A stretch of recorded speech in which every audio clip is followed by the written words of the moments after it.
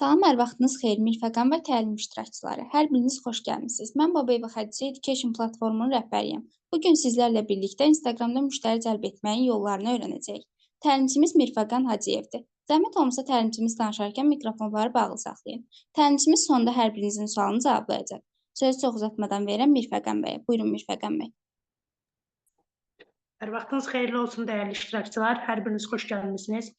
Öncəliklə Xədicə xanıma məni dəvət etdiyi üçün xüsusi təşəkkürlərimi bildirirəm. Bildiyiniz kimi bir sıra auditoriyalarda sizin qarşınızda olmuşam və indi isə öz auditoriyam kimi doğma auditoriya, həmçinin müavinim Xədicə xanımın təşkilatı Education platformunda hər birinizi salamlayıram.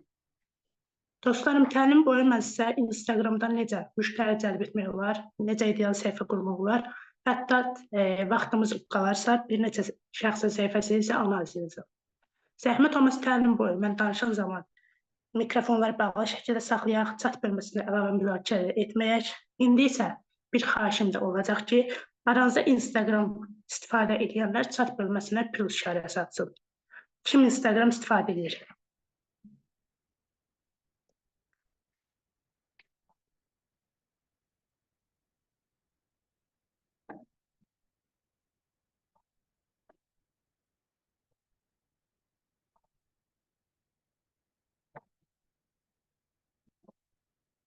Bəli, elə auditoriyamızda bilirsiniz, mən həmişə soğuturam ki, çünki iştirakçıların bəzən olur ki, Instagram istifadə eləmir, ancaq TikTok istifadə edir.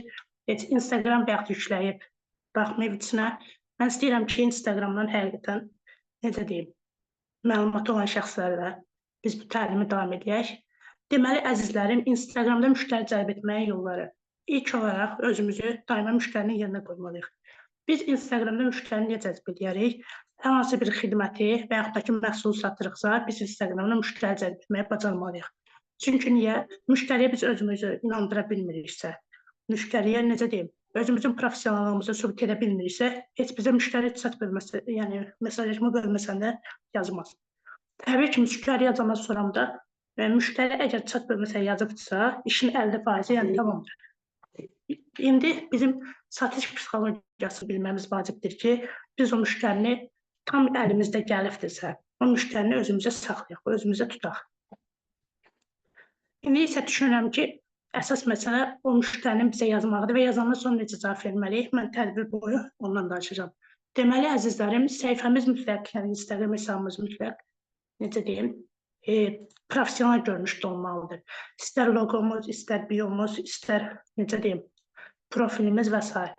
Mən sizə ekranı paylaşıb hər birini göstərəcəm və axırda hesab analizində isə səhifənizi analiz edib müəyyən lazım dəyişikliklər mən sizə bildirəcəm ki, siz onu dəyişin. Bir də ekranı paylaşım mən sizlərlə.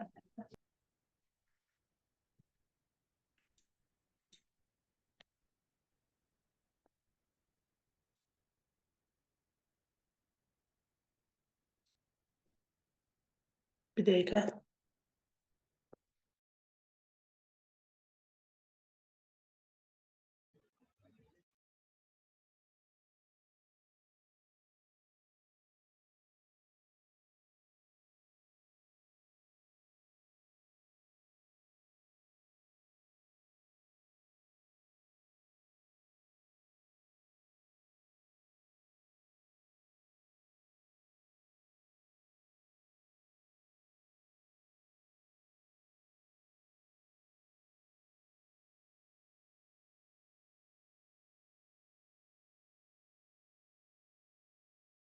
Sual vermək olar.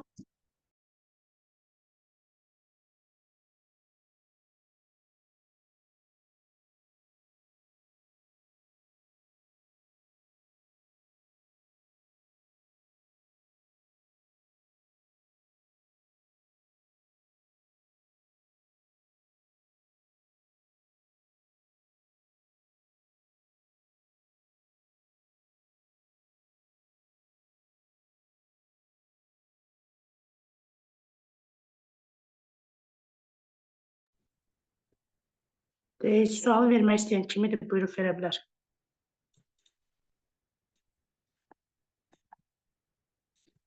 Instagramda biznes hesabı açmaqla Şəxsi hesab arasında hansı fərqlər var?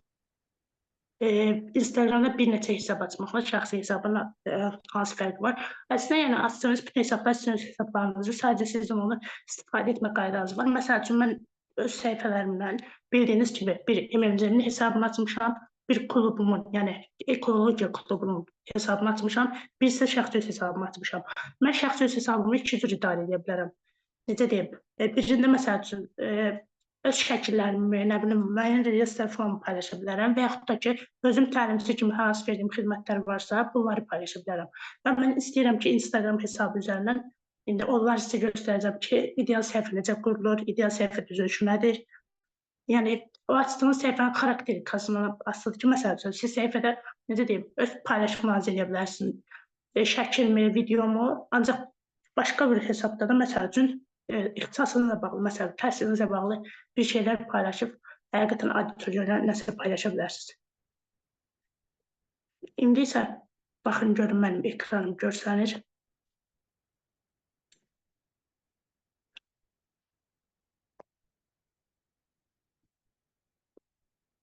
Mən ekranımı sizlərlə paylaşım.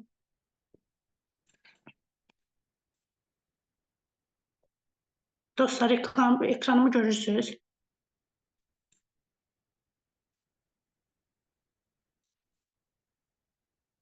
Səs gəlmir, ekranımı görürsünüz. Xeyr, hələ ki. Görsənmir. Bir dəqiqə, mən düzəldim bunu.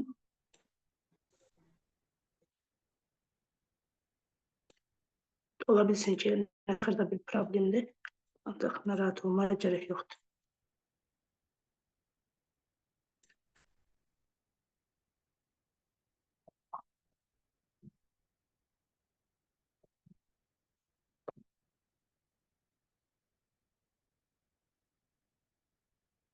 İndi yəqin ki, görəcəksiniz. İndi görsənir ekranım. Bəli, bəli. Bəli, gördüm. Bəli, çox gözəl. Deməli, indi isə biz gəldik Instagram hesabımıza. Mən öz MMC-min hesabını açdım ki, mən burada sizə dizaynlarımı falan göstərim. Deməli, əzizlərim, ilk öncə, mən burada qələmi də götürüm. Bəli, dəqiqə. Daha, ilk öncə, baxın, bu bizim kullanıcı adı hissəmizdir ki, biz bura, necə deyim, yadda qalan bir hesab adı qoymalıyıq. Məsəl üçün, həqiqətən, məsələn, mən bir müştəri kimi, tutam ki, mən təhsil şirkətdəyəm, mən bir dənə, məsəl üçün, ayaqqabı satan bir mağazinim. Məsəl üçün, mən səhifəmin adını o qədər sadə qoymalıyam ki, insanlar yadda qala bilsin. Məsəl üçün, deyək ki, əli gəldi məndən ayaqqabı aldı.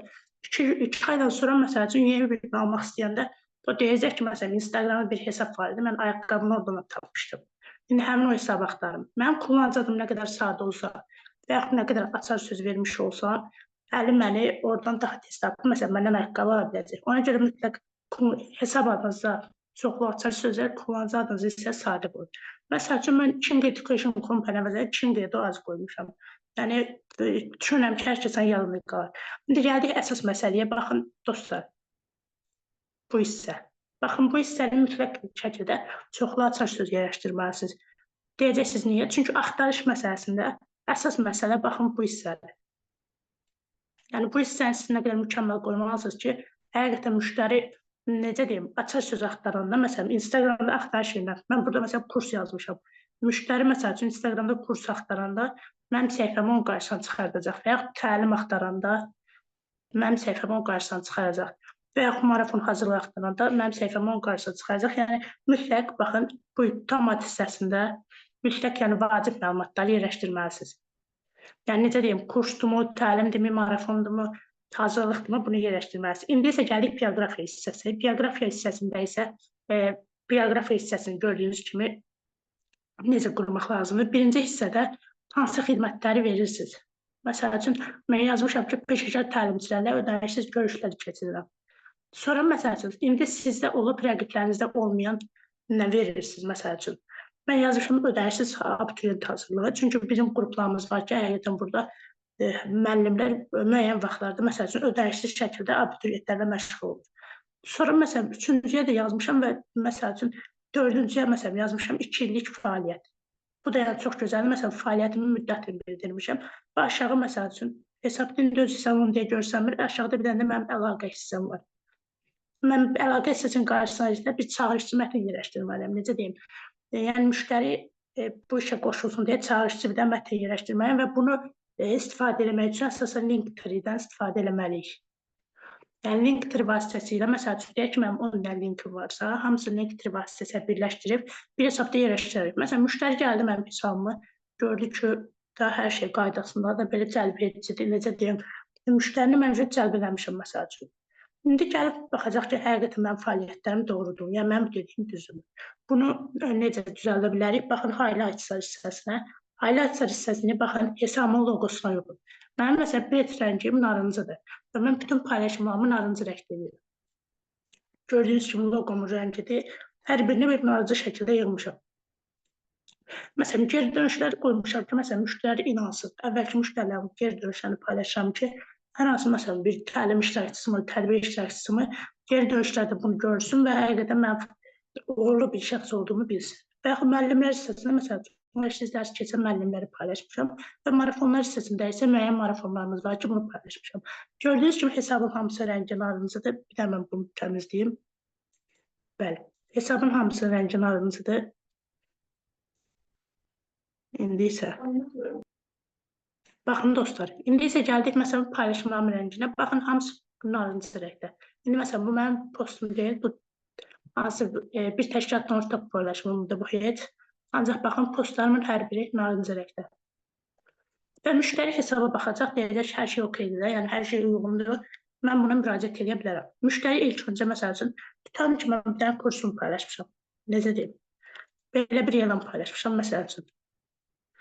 Məsələn, təlimçilik kursu 80 azıyım. Yox, qiymət yazmıram heç. Çünki müştərini cəzb etmək istəyirsə, Azərbaycan xalqında mütləq belə bir qayda var ki, qiymət yazılanda heç vaxt müraciət gəlmə şansı çox aşağı düşür. Yəni, necə deyim, insan qiyməti görür, qiymət insanla uzaqlaşmaq istəyirdir. Ancaq qiymət yazmıram. Məsələn, deyək ki, mən xahiş edirəm ekranı yazmayın. Ekranı yazmayan zəhmət olmazsa. Bəli, məsəl üçün, Instagramda məsələn, müştəri gəlir, görür ki, qiymət yazanda məsələn, müştəri mənə müraciət eləmir. Ancaq məsəl üçün, mən paylaşmışam məsələn, təlimçilik kursunu, faktı posteri paylaşmışam və müştəri mənə məsəl üçün, görür ki, hesabım gəldi. Bir dənə zəhmət olmaz səsləri bağlayın. Görür ki, hesabım səliqəlidir, paylaşımlarım yaxşıdır. Müştəri mənə yazır. Məsəl üçün, paylaşmışam ki, mən təlimçilik kursu məsələn, paylaşmışam, 2 aya öyrədirəm, nə bunu falan paylaşmışam. Müştəri mənə yazacaq ilk öncə, salam, hər vaxtınız xeyir olsun, qiymət. Çünki hər kəsə mütləq qiymət maraqlıdır. Məsəl üçün, qiyməti mənə soracaqda, mən promo yazsam ki, məsələn, salam 80 azıyım. Müştəri mənə yazacaq ki, mən ekran paylaşımı dayanırım. Müştəri mənə yazacaq ki, məsəl üçün, qiymət promo yazmışam müştəriyə. Salam, məsəl üçün, yazdı, mən yazsam, salam 80 azıyım. Müştəri avtomatik görüldü atacaq və da yazacaq ki, maksimum sürətdə yazacaq ki, onlar mən düşürüb sizə geri dönüş edərəm. Müştəri yəni bunun ikisindən mütləq birini edəcək. Yəni ancaq məsəl üçün müştərini indi biz satış psixologiyasını yaxşı bilməliyik ki, müştərini həqiqətən biz özümüzə cəlb edə bilərik. Müştəri məsəl üçün yazmalıyıq ki, onu özündə dəyərli hiss etdirməliyik. Məsəl üçün müştərini özünə necə dəyərli hiss etdirərsən, məsəl üçün yazarsan ki, salam, hər vaxtınız xeyir olsun. Bizim kursumuzda maraqlanmanız həqiqətən bizi çox xoşbəxt etdi. Məsəl üçün bu şəkildə buna bir başlıq yazaraq onun yaddaşında özünüzü bir boş şəkildə məsələn saxlaya bilərsiniz və aranızda necə deyirlər, münasibət yaxşı yarandığından müştəri üçün daha doğma istəyir. Məsəl üçün müştəri soruşacaq ki, Azərbaycan xalqının, yəni öz xalqımızın ən sevdiyi şey, yəni endirimdir. Endirimi bütün dünya sevir. Yəni endirimli paylaşım olsun, hər birimiz məncə sevərik. Məsəl üçün, tutalım ki, məndən soruşurlar ki, kursun qiyməti neçə? Mənim kursun qiyməti standart deyim ki, məsələn 80 manatdır. Mən deyirəm ki, məsəl üçün, normalda kursun qiyməti 120 manatdır, ancaq 3 gün içərisində qeydiyyatdan keçənlər 80 manatdır.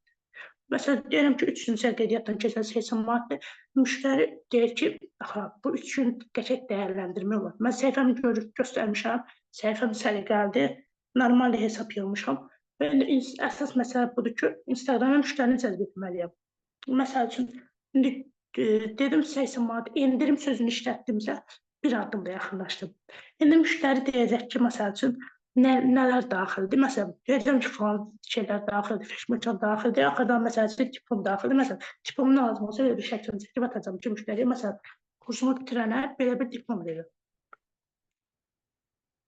Məsəl üçün müştəriyə bunu da yazandan sonra müştəri avtomatik yazacaq ki, olay mən sizə düşünüm, cavab verim. Bu üzrə riskli hissəli müştəri 80% halda geri dönüş eləməyəcək.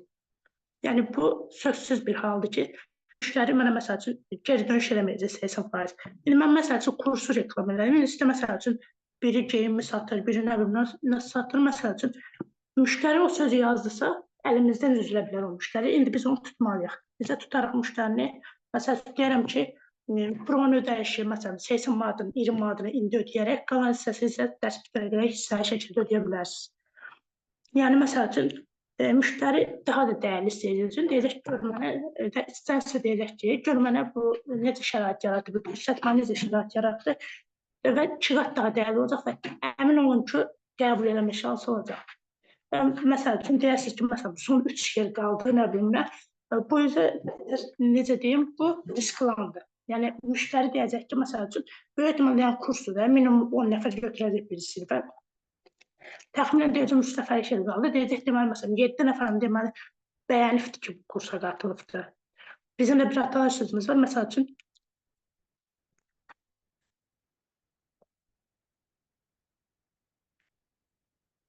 dostlar, bu ekranı kim paylaşır? Zəhmət olmasa dayandırsın da.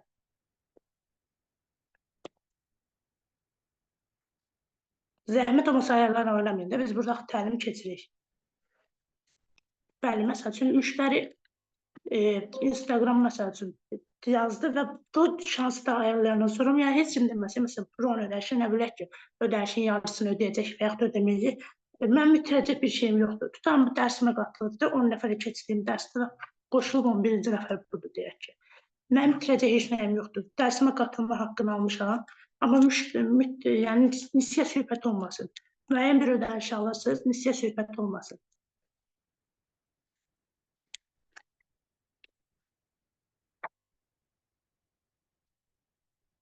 Bəli. Məsəl üçün nisiyə söhbəti olmasın. Əsas məsələ müəyyən bir ödəyiş alınan sonra üzvü qoşdunuz. Məsələn, diplomun sertifikatını sizə vermək sizdədir. İndi məsələn, mən diplom sertifikat deyirəm. Tam ki, üzvlərimizdən biridir. Məsələn, geyim satır. Məsəl üçün, geyim satır, ödəyiş eləyibdir, məsələn, 20 manat. İndi ödəyibdir, məsələn, deyirsiniz ki, hissə şəkildə ödəyib bitəndən sonra siz ona məhsulu verəsiniz. Məhsulun üzərində də itiraz bir şeyiniz yoxdur. Necə deyərlər, o bizə, məsəl üçün, o bizə boşluq qazanır, biz ona boşluq alaq. Çünki biləm ki, olsa qaçırda istəyirəm, bir şey deyirəm o pulunu. Yəni, gizlə istəyirəm, bir şey edə istəyirəm. Yəni, əsas məsələ bunlar. Və hesabımız mütləq səliqəli olmalıdır. Məsələn, mən hesabda görürəm ki, paylaşımda görürəm ki, məsələn, qadındır, ətir satır.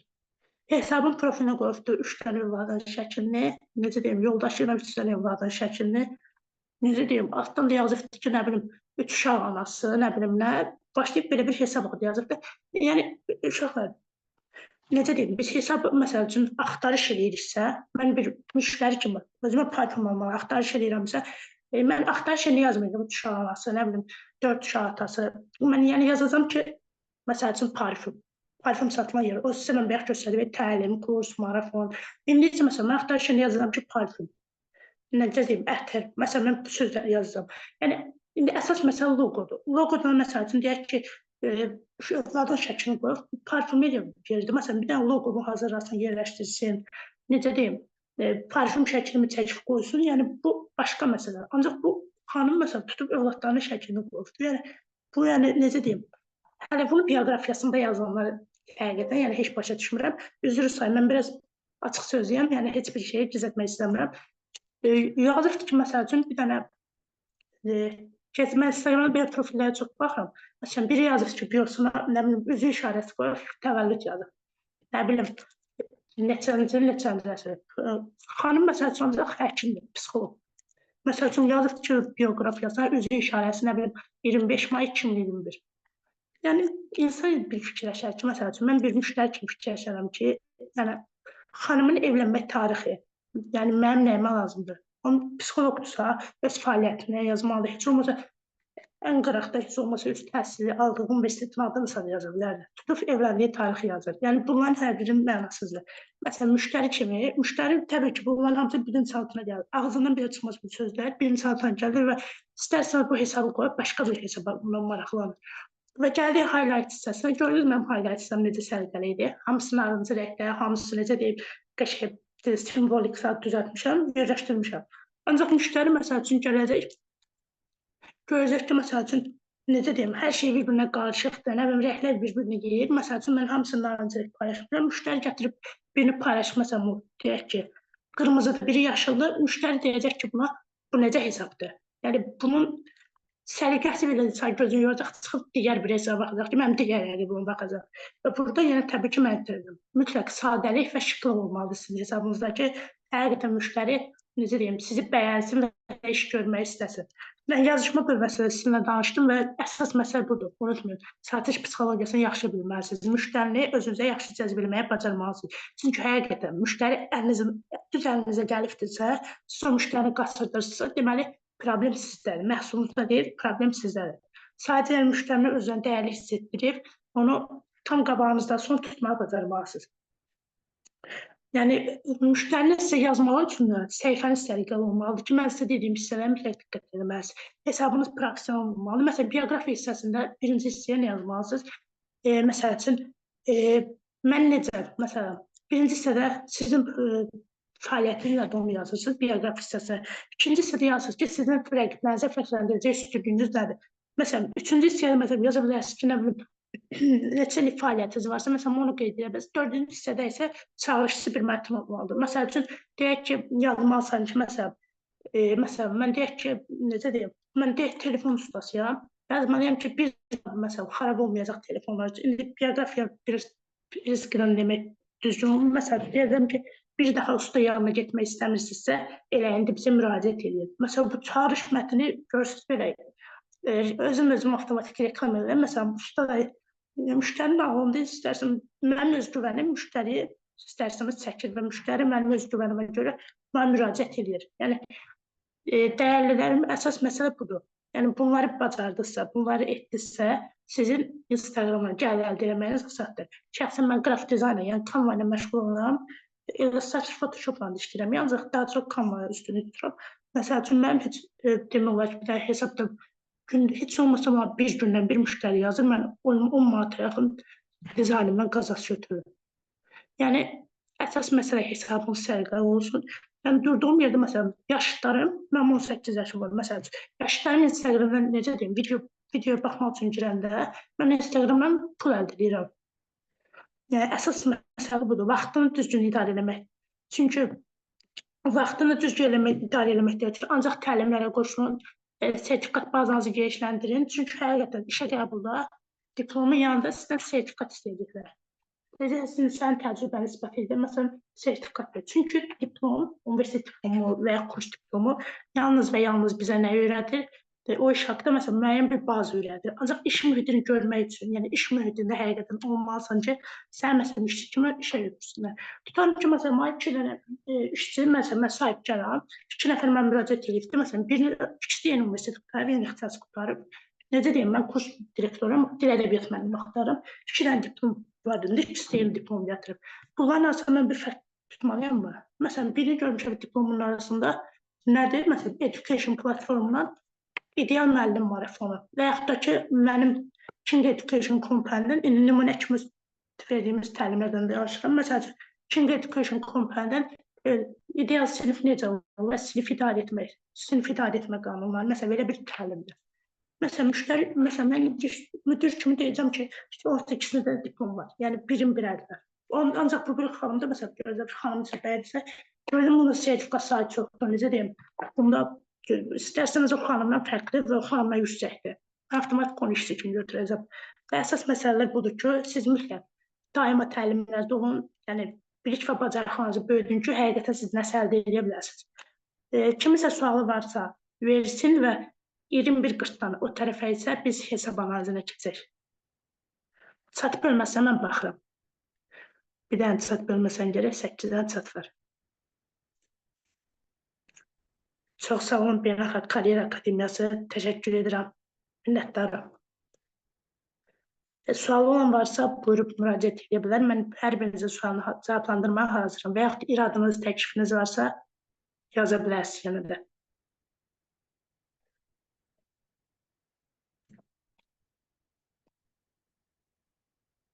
Çox sağ olun, təşəkkür edirəm. Yararlı ola bildimsə, nə gözəl. Instagram platformasından müştəri cəlb etməyin əsas məqsədi nədir? Yəni pul qazanmaq da müştərini biz nə edəcəyik ki, məsələn, xidmətimizi onu satırıq və biz bundan ödəniş əldə edirik. Yəni, əsas məsələmiz budur. Məsəl üçün deyək ki, məsələn, siz necə deyim, parfüm satırsınız və yaxud da ki, necə deyim, müəllimsiz hazırlığınızı satırsınız və yaxud qrupunuzu satırsınız. Məsələn, giriş ödənişli olan qrupdur. Xidmətinizi satırsınız. Məsələn, Instagramda buna müştəri yığmalısınız ki, siz ona pul götürə bilərsiniz. Məsəl üçün, mənim bir kurs rəhbəri kimi, məsələn, kursumun bir elanını paylaşıram və burada mənə, məsələn, müştəri lazımdır ki, mən o müştərini cəzb edə bilim və özümdə saxlaya bilim. Baxaq görək çat bilməz. Deməli, SEO-nun təlimi nə zaman baş tutacaq? Bizim təlimimiz elə sahəsi SEO-liklə bağlı idi. Çünki bunların hər biri sosial media mütəxəssisinin bilməli olduğu məlumatlardır. Motivasiya səhifəsi açmaq üçün müştəri cəlb etmək olar. Motivasiya səhifəsi açaraq müştəri cəlb etmək olar. Təbii ki, yəni bunlardan siz müştəri cəlb edə bilərsiniz. Məsəl üçün, siz motivasiya, əgər bu sahədə geniş bir savadınız, yəni geniş bir bacarığınız varsa, siz necə deyim, bunu kurs kimi də aça bilərsiniz. Məsələn, motivatorluq kursu aça bilərsiniz və s. Yəni, bundan belə müştəri cəlb edib, məsəl üçün, qazanc əldə edə bilərsiniz. Hədəf auditoriya nədir və onu necə təyin etmək olar? Hədəf auditoriya çox gözəl bir sual deyil, mən təlimdə belə bir sual gözləyirdim. Deməli, hədəf auditoriya nədir? Məsəl üçün, deyək ki, məsəl üçün, mən telefon satıram. Bu telefonu satıram. Mənim hədəf auditoriyam kim olacaq? Təbii ki, telefon almaq istəyən adamlar. Və onun, məsəl üçün, mən necə təyin edəcəm? Yəni, mən olsa bilirəm ki, məsələn, mənim işim Instagram'a gəlmişəm ki, mən bu əlimdəki telefonu satıram. Ancaq bunu mən necə təyin edəcəm? Təbii ki, paylaşımlarla.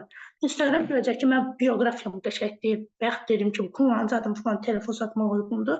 Və mən, məsəl üçün, bu elanlarımı paylaşanda, məsələn, deyək ki, məsəl üçün, sualı verən şəxsin adı nə idi, baxaq. Məsələn, deyək ki, Nərgiz xanım, məsələn, telefon almaq istəyir.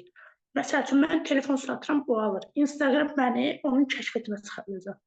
Çünki mənim hədəf auditoriyam artıq telefon almaq istəyən adamlardır. Yəni, tək onu yox, mən telefon satışı ilə məşğul olamsa, telefon almaq istəyən hər kəsin, yəni kəşfiyyətinə məni çıxardacaq.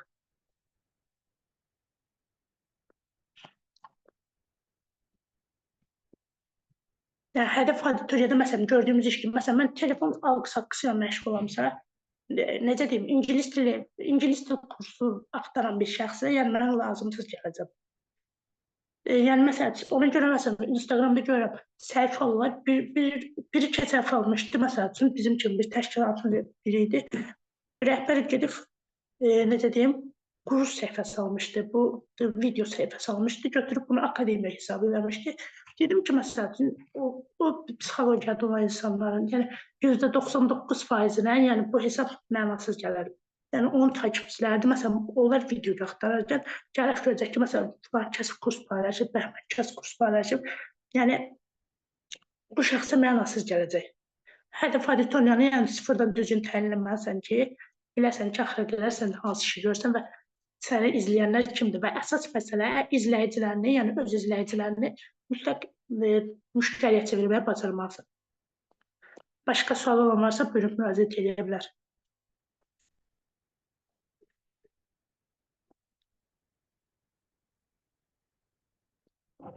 Əsas məsələ dediyim kimi, daim aktiv olmalısınız, daim paylaşma eləməlisiniz, hesabınızı böyütməlisiniz, hətta lazım olanda arada ödəniş şəkildə reklam edilməlisiniz.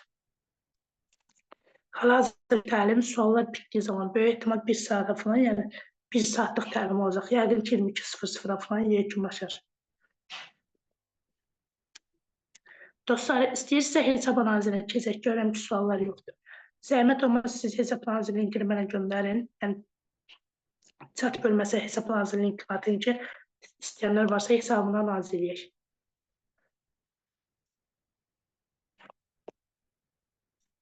Effektiv Instagram bio necə olmalıdır?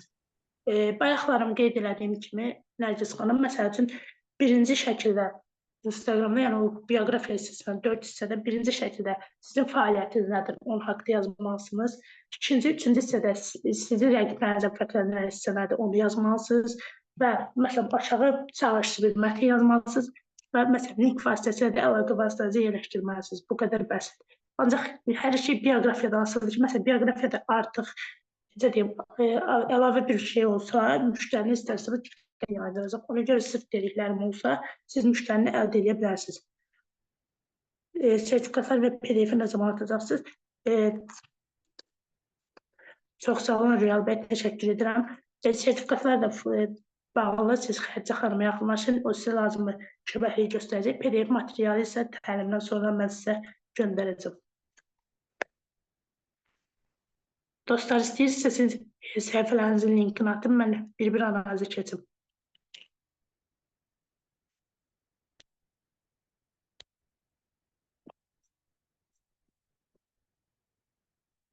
Çox sağ olun, təşəkkür edirəm, minnətdaram. Zəhmət olmasa linkləri atın.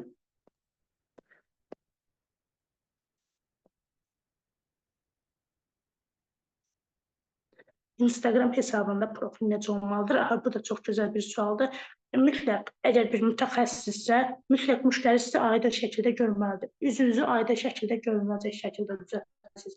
Məsəl üçün, necə deyim, parkın qıranda şəkil çəkdirib, arxa fonda park görsənir. Məsəl üçün, mütəxəssis gelib durubdur, məsələn, parkın yanında. Yəni, müştəri bunun üzünü tam görmürsə, heç müştəri ona yaxınlaşıb yazmazdır. Yüzünüz aydın şəkildə görünən formada siz profil şəklinizi elə yerləşdirilməlisiniz. Ancaq məsəl üçün, müəyyən xanımlar, evli xanımlarda falan ailədən cəz olunur üzünü paylaşmağa, ya loqo hazırda yerləşdirə bilərsiniz yerinə və yaxud da ki, ChatGPT vasitəsilə özünüzün animasiya formanızı, yəni özünüzün cizgi film variantında elə yerləşdirə bilərsiniz. Əsas məsələ üzünüz tam aydın şəkildə müştəriyə görsənsin.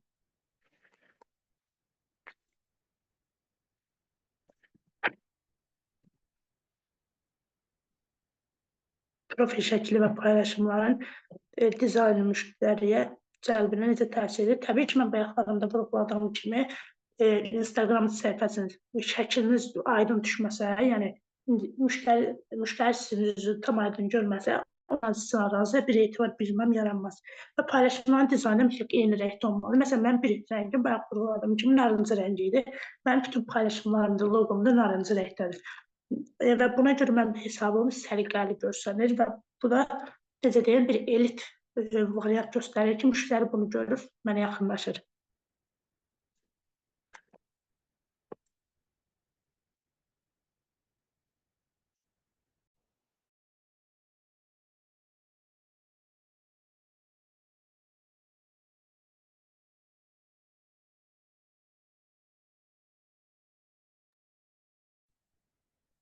Dostlar, başqa sual olan varsa buyurub verə bilər, yoxsa yavaş-yavaş təlimi yekunlaşdıraq.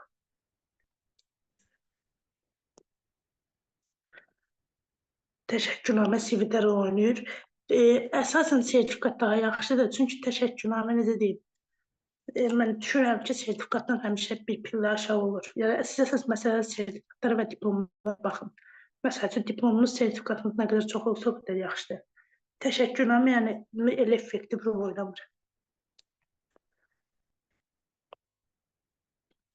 Əsas sizin sertifikatınız olsun, diplomunuz olsun ki, siz CV-də yaza bilərsiniz ki, mənim sertifikatım var, diplomum var və digərlərindən fərq yarada bilərsiniz.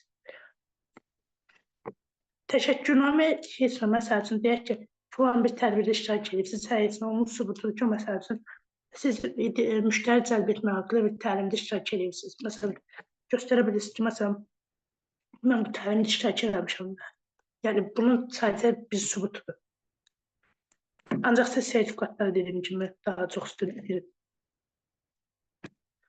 Hansı növ kontentlər daha çox qarşılıqlı əlaqə yaradır? Üzrsən kontentlər. Bu təbii ki, sizin öz sahənizə uyğundur. Məsəl üçün, dizaynları paylaşma eləyə bilərsiniz. Məsələn, müəllimdirsə müəllimliyə aid paylaşma eləyə bilərsiniz. Necə deyim? Yəni, hər ixtisasa uyğun. Sadəcə əsas məsələ hesabınızı sıfırdan açın, hesabınızı aktiv saxlayın, davamlı paylaşımlar edin. Yəni kontentin fərqi yoxdur. Siz hansı sahəni bacarırsınızsa, hansı sahəni sevirsinizsə, ondan paylaşmayın. Məsəl üçün, hər kəsin tanıdığı milyarder Mr. Beast-in dediyi kimi deyir, hansı sahəni hansı işi daha çox sevirsinizsə, o işi üzrə davam edin. Əmin olun ki, bir gün uğur sizin olacaq. Yəni hansı sahədə istəyirsə, siz paylaşımınızı edin. Instagramda kontenti yaradan bizik. Yəni onun fərqi yoxdur. Sertifikatlar işi qəbulda rol oynayır. Məsəl üçün, işin növündən asılı olmayaraq. Təbii ki, məsələn, bayaq deyim kimi, deyək ki, məsəl üçün, 3 nəfər gəlibdir. Özünüzü bir müdir kimi təsəvvür edin. Məsəl üçün, 3 nəfər gəlibsiniz. Məsəl üçün, deyək ki, üçümüzdə də belə 15 diplomludur. Məsələn, deyək məndədir, başqa bir dənə 2 nəfərdədir. Məsələn, gəlmişik. Mənim diplomun yanında, məsələn, 10 dənə sertifikat var. Necə deyim, baxırıq ki, məsəl üçün, o birisində ağır diplomda, ancaq məndə daha çox şey var. Məsəl üçün, mən necə deyim, özün tərəfləmə kimi olmasın. Deyək ki, mən daha hər şey var. Məndə hər bir məlumatım var. Yəni, hər bir işdə məlumatım var və bu da müdirin xoşuna gələcək və mən işə götürmək şansı daha çox olacaq. Yəni, necə deyim, mənim sahəm və yaxud da ondan mən işə götürsəm, mən deyəcəm ki, məsəl üçün, məni mütləq onları fərqləndirəcək. Məsələn, deyəcək ki, bunun hər sahədə marağı var. Nə olsun, məsəl üçün, mən müəllim kimi, deyək ki, işə girmişəm, Rezit müəllim kimi. Ancaq deyəcəm, mənim dizayndan da bacarığım var, necə deyim, sosial media mütəxəssisliyindən də var, nə bilim, yazıcılıqdan da var.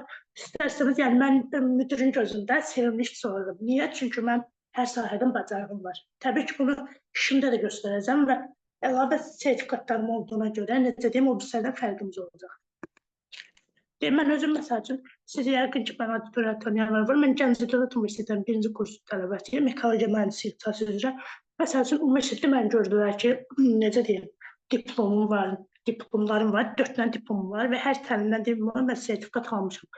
Çox yaxın sertifikatım var. Aparda, məsəl üçün, belə sərgilədim bunu, müəllimlərimə falan.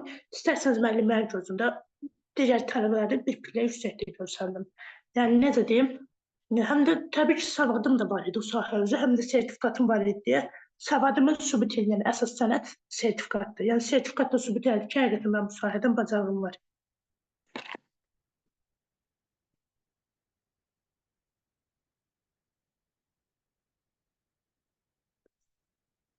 Kontent planı hazırlayarkən nələrə diqqət etmək lazımdır və nələri nəzərə almaq vacibdir.